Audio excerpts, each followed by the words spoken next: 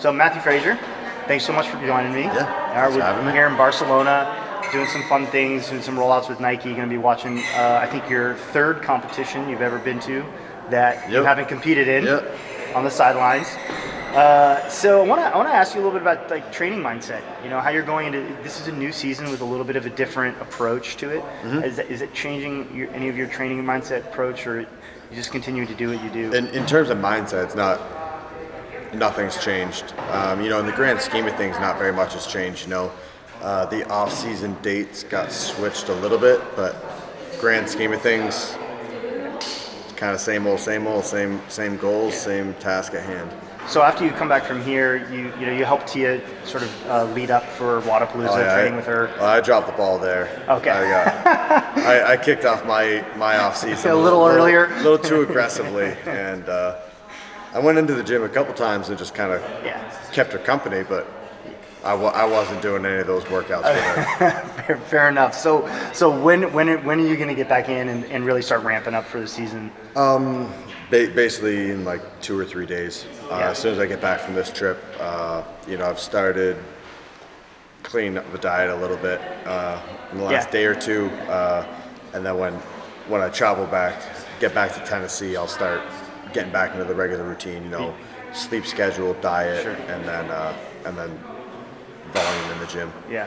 Are you primarily going to use that? Is that going to be like training home base for the next several months? Yeah, probably till like late May, early June. I'll stay in Tennessee and then head back to Vermont. So once the humidity comes and you go back to basically as soon as it gets unbearably hot, Sam and I pack up and go back to Vermont. Fair enough.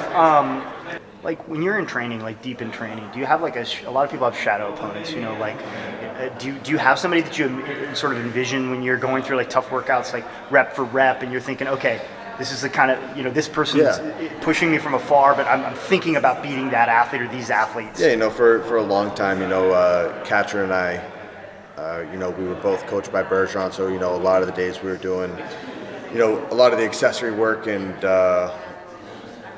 kind of filler stuff was different.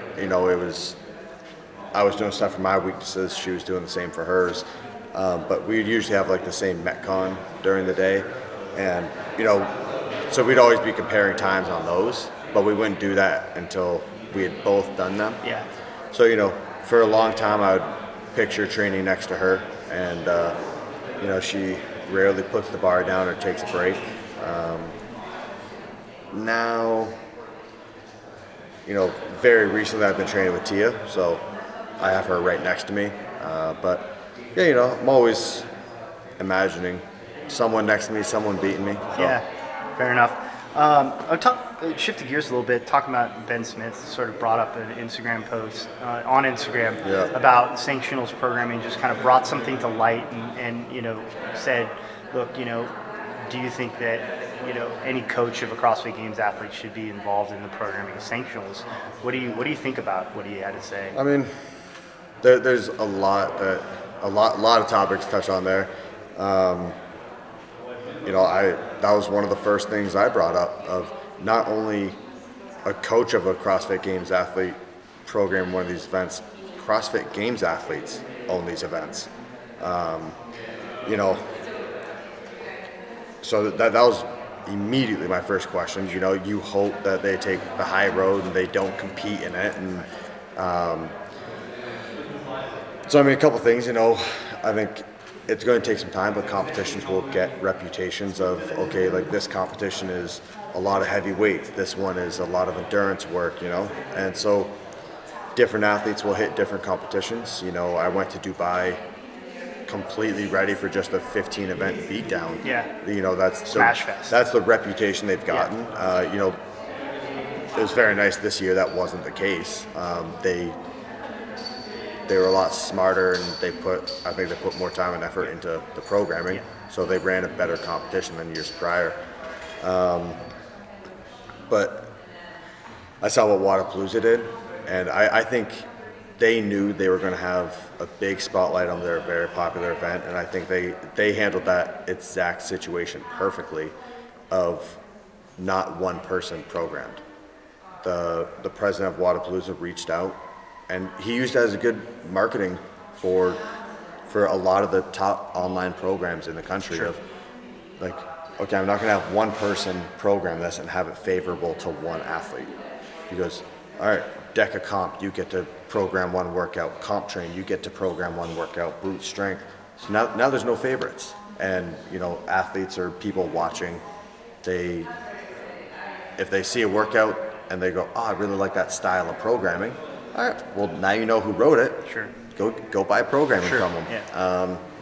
So, yeah, there's an obvious conflict of interest if that happens of one person programming for their athlete. Yeah. But I think with the stakes at hand, probably, I hope it won't happen. No, of course not. No, it's a new season though. There's a lot. The sort of CrossFit's control over the new season is they've loosened it in a sense where by allowing all these other competitions involved, and it obviously creates the opportunity for new people to try new things, and that's not obviously not accusing anybody of cheating directly, but creates a new environment where there's definitely the opportunity for conflict of interest and for someone to just ruin it, not be a good person. Right. I think with the fee that they have to pay to have CrossFit in their title and to be a sanctioned event, I think that's going to weed out a ton of people. You know, coming up with that type of money, you have to be half serious. Be a lot. Put a lot. And then I think if someone did pull a move like that where it was clear they weren't, well, no one's going to show up the following year. So definitely.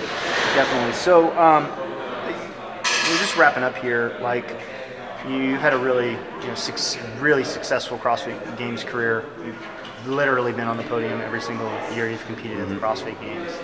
5-10 years from now, if you're competing still or not, but you turn on the TV, you're seeing the CrossFit Games. What do you kind of hope to see the evolution of the sport look like down the road? Man, that's tough to say. I'm sure if you asked that question 5 or 10 years ago, people would not be expecting what they see today. Sure. And I know even just with my life, if you asked me 6 years ago where I'd be today, it sure as hell wasn't here. So, where's it going to be in another 5 to 10 years? I have no idea. Could be crazy. Yeah. All right, last question. What's your favorite part of training?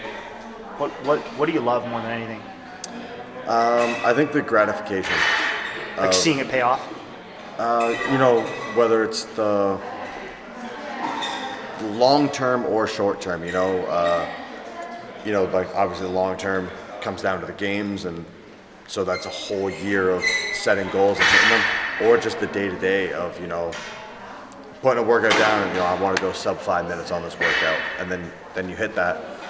You're going home feeling like you've achieved something, you've bettered yourself, so that, and then there's the whole aspect of just problem solving, of finishing the games, going through and like, okay, I got 20th place on this event. Why did I get 20th place? Was it like I didn't know how to do the movement? Was I not good enough at the movement? Like, and then breaking it down of, okay, well, how do I get better? And then setting up all those miniature goals throughout the year to. The pig would be a good example of that. Exactly. Yeah. The pig. Why was I not good? Was I not strong enough? Did I not know the technique?